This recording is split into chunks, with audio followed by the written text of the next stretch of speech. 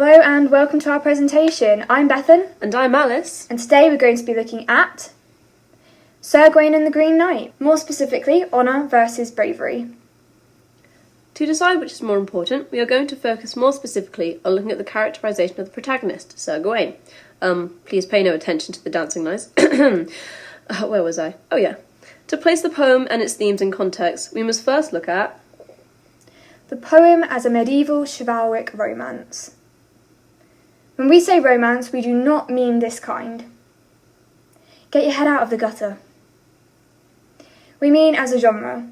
In context of the 14th century, romance has certain characteristics, such as a short journey that a protagonist goes on. This journey would feature little violence, because violence is bad, growth in the character, a moral argument, and is led by events more than free will. The protagonist is also viewed as a person who is superior to others, but not in the sense of having superhuman abilities. Next up in context, we have chivalry, a quality that was hugely important in Christian knights. Basically, to be a knight, you have to be a decent human being. Mad. Modern people could really learn a few things from these qualities. Anyway, in one bubble we have troth, a term linking to loyalty and trustworthiness.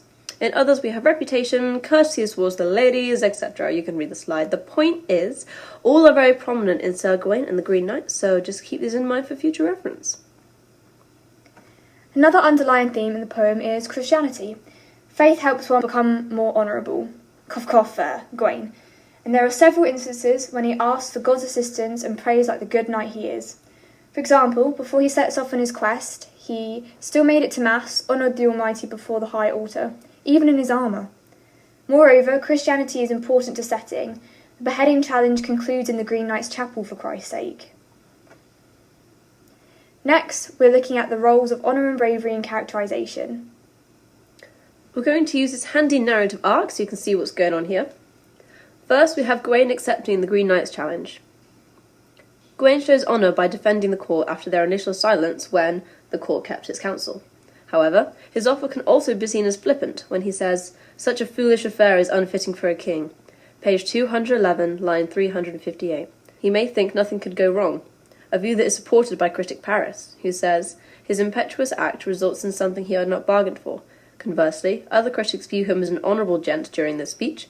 For example, Wiz says, "We are never in doubt regarding his supreme skill as a courter." Further evidence of Gawain's honour and chivalry can be seen valuing the lady of the court's opinion. "By Guinevere, I stake my claim, may this mealy be mine." Next, Gawain drags himself out to complete his quest. Gawain's honour is questionable following his failure to behead the Green Knight. After registering his compromised circumstance, he begins to act like a reluctant child. Here, the noun quipped highlights his immaturity. However, he later contrasts himself. Though his behaviour comes across as somewhat cowardly, his actions speak louder than his words. This is where he commits to his quest. This shows Gawain becoming more honourable as he sticks to his word, regardless of any threatful anxieties. This also evidences the importance of bravery, and though his physical journey is briefly described, it details him fighting wolves, wild men, and possibly a giant or two. This undoubtedly shows bravery, but due to its brief mention does not form an important event in the poem. Freaking cold weather caused him more trouble. I mean, he was nearly slain by sleet for crying out loud. You call yourself a knight? Next, he finds Lord Bertilac's castle and gets comfortable there. He then agrees to Bertilac's game and plays fairly for 2 days. But then Gawain lets everyone down by not giving back the girdle. On page 242, Lady Bertilac sweetly beseeches Sir Gawain to receive her girdle, line 1834. Though he initially refuses by saying, "With apologies, I pray you not be displeased, but end all your offers, for always against them I am," line 839-41.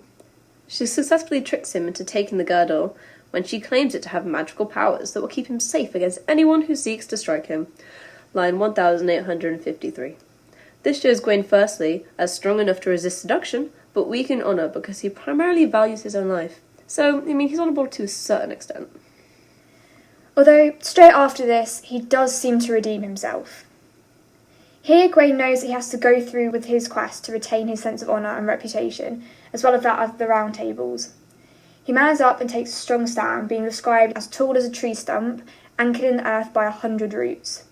The strong combination of the simile and metaphor highlights his strength in character. His faults are merely natural, and critic Paris suggests he reacts in a realistic and faithfully human way to the predicament in which he finds himself. Totally true. On page 255, Gawain returns home, grimaced with disgrace. Line 2501. He tells his story truthfully, revealing his mistakes through the girdle. Perhaps he does this because it explores a moral argument that sees him live the possibilities and impossibilities of chivalric knighthood. Qualities of the romantic genre. You could say it was brave of Gawain exposing his failure and risk his newfound reputation, but in truth he wouldn't really be able to call himself a knight if he lied. The girdle then becomes a sign of Gawain's fault and offence and failure. Line 2507. As a result of his trials and tribulations, Arthur then decrees all knights should wear a girdle and be honoured ever after. Line 2520. Here are even more examples of honour and bravery. Here, Lord Bertilax forgives Gawain's lapse in honour by choosing to forgive his attempt at self-preservation. Again, only human nature. For example, this quote's a banger. It was the loyalty you lacked, not because you're wicked or a womanizer, or worse, but you loved your own life, so I blame you less. Here the poet uses the rule of three, alliteration, and repetition to highlight Gawain's natural shortcomings. Though he's still a pretty honourable guy, and obviously good old Bertilac thinks so too. Critic Morgan supports this view as well, suggesting that Gawain's conduct in the beheading game is the very antithesis of such cowardice and infidelity. Moreover, throughout the poem, Gawain is linked symbolically to honour and bravery. The pentangle on his shield forms what is known as endless knot, and is used to represent chivalrous, knightly virtues, much like the one Gawain strives to uphold: courtesy, purity of mind, love of fellow humans, piety, and generosity. Excluding his minor lapse in the beheading game, he seems pretty successful in maintaining his street cred. For example, on page 217, he is explicitly linked to behaviours derivative of the chivalric code. Don't worry, I've put them on the side for you. To link on, chivalry is shaped by what critic Collette calls an honour culture. This culture stresses the honouring of one's word and the game, so if you tick these boxes, congrats, you're on your way to being a knight. A good example of how honour culture created a chivalrous reputation is Lord Bertilac. Despite his other personalities, he does offer Gawain hospitality and honours it during his stay.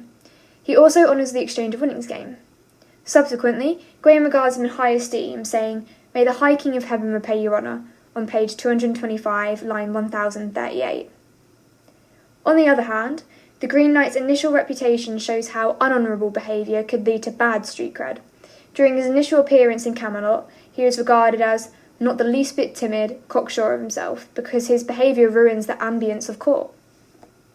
In conclusion, we believe that the aforementioned points of discussion that the case for the significance of honour outweighs that of bravery. We narrowed it down to these points. In the case of honour, his physical and moral journey, to build and maintain his reputation as a knight. Bravery only appears rather fleetingly in his physical journey, and appears to be prompted by honour. Therefore, in the versus battle, it is honour that is more important in Sir Gawain and the Green Knight. Thank you for listening!